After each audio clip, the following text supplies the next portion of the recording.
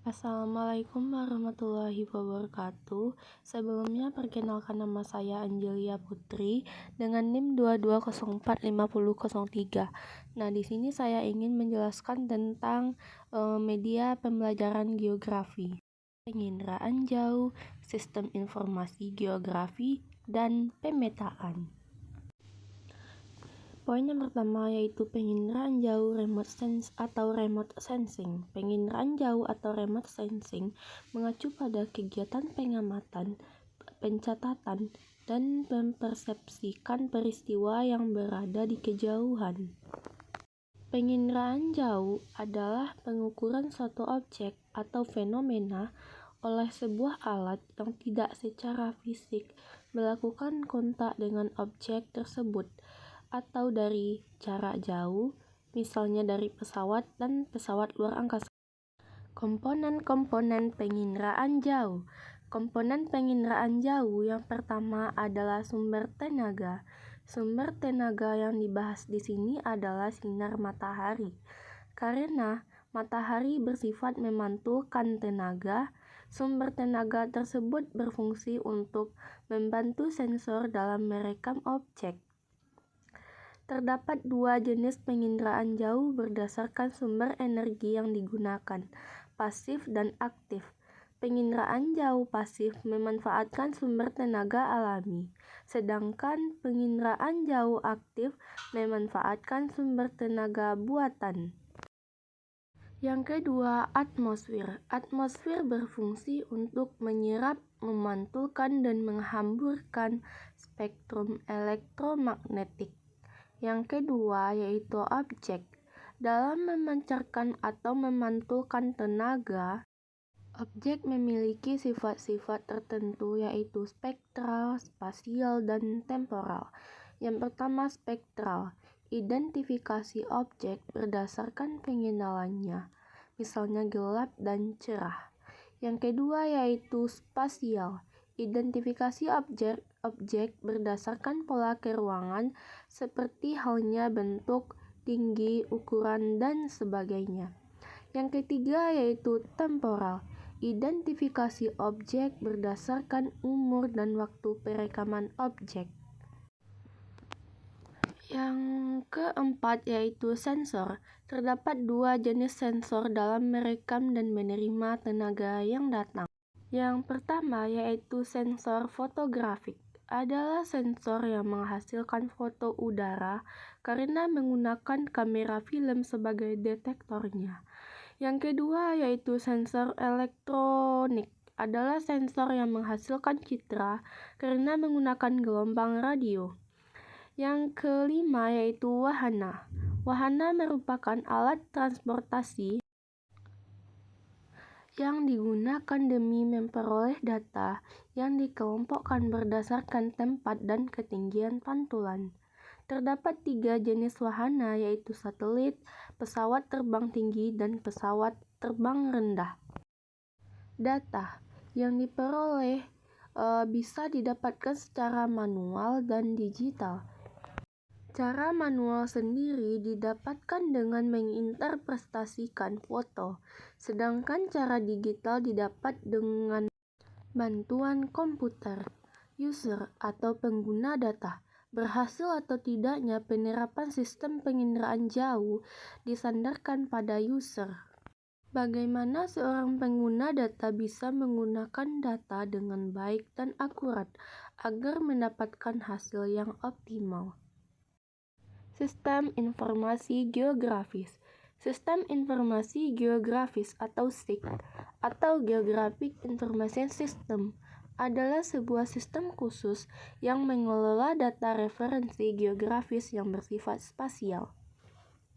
Sistem informasi geografis di Indonesia dikembangkan dan digunakan oleh Badan Informasi Geospasial atau BIG. Selain itu, terdapat beberapa instansi lainnya yang memanfaatkan SIG, seperti Lembaga Penerbangan dan Antariksa Nasional atau LAPAN, Badan Nasional Penanggulangan Bencana atau BNBP, Badan Pertahanan Nasional atau BPN, Badan Meteorologi dan Klimatologi Geofisika atau BMKG, dan lain-lain sebagainya. Komponen-komponen sistem informasi geografis. Yang pertama yaitu perangkat keras atau hardware. Perangkat keras terbagi pula menjadi beberapa bagian. Yang pertama yaitu CPU atau Central Processing Unit. Perangkat utama komputer untuk pemrosesan semua instruksi dan program.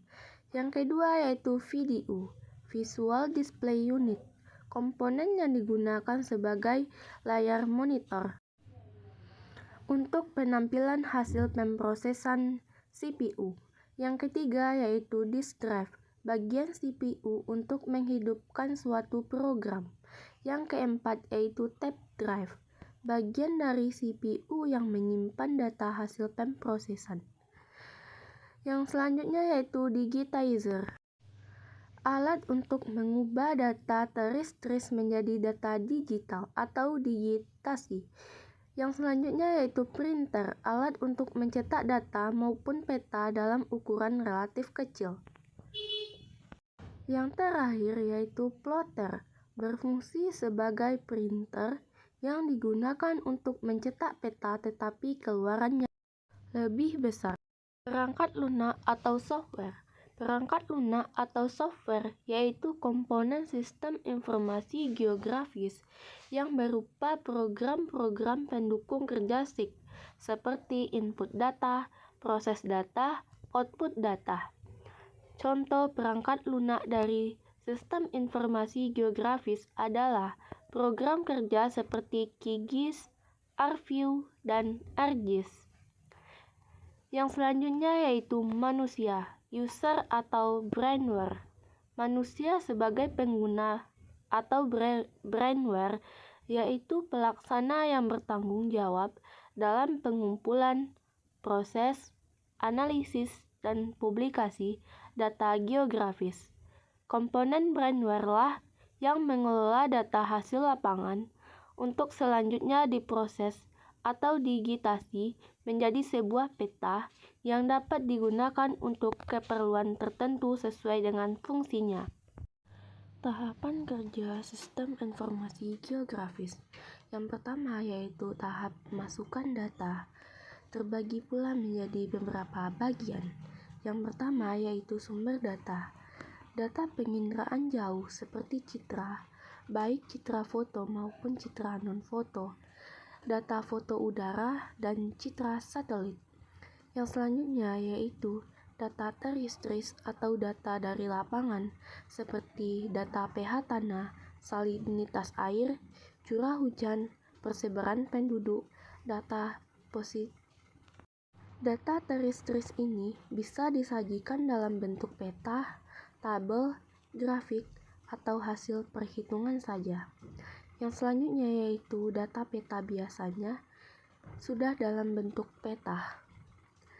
Digital adalah seperti data spasial sungai, jalan, tata guna lahan, dan lain sebagainya.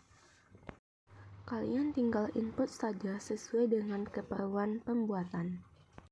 Proses pemasukan data. Setelah data yang dibutuhkan terkumpul, langsung saja dimasukkan ke dalam aplikasi sistem informasi geografis. Ada dua jenis data yang bisa diinput dalam sistem informasi geografis. Yang pertama yaitu data spasial. Data spasial adalah data atau informasi yang memiliki referensi atau koordinat geografis. Cara memasukkan data spasial ke dalam sistem informasi geografis dapat dilakukan dengan dua cara, yaitu digitasi dan penyiaman atau scanning. Yang kedua yaitu data atribut. Data atribut adalah data yang memberikan penjelasan mengenai setiap objek, fenomena, atau informasi yang ada di permukaan bumi. Data atribut suatu objek dapat berupa data kualitatif dan kuantitatif. Yang pertama yaitu tahap pengolahan. Setelah kita mengumpulkan data-data dari berbagai sumber dan data tersebut sudah kita input pada sistem informasi geografis, barulah kita memulai tahap pengolahan data. Tahap pengolahan data ini meliputi manipulasi dan analisis data seperti membuat basis data baru, menghapus basis data, mengedit data, mengisi dan menyisipkan data ke dalam tabel. Yang tahap terakhir yaitu tahap pengeluaran atau output data. Thank you very much.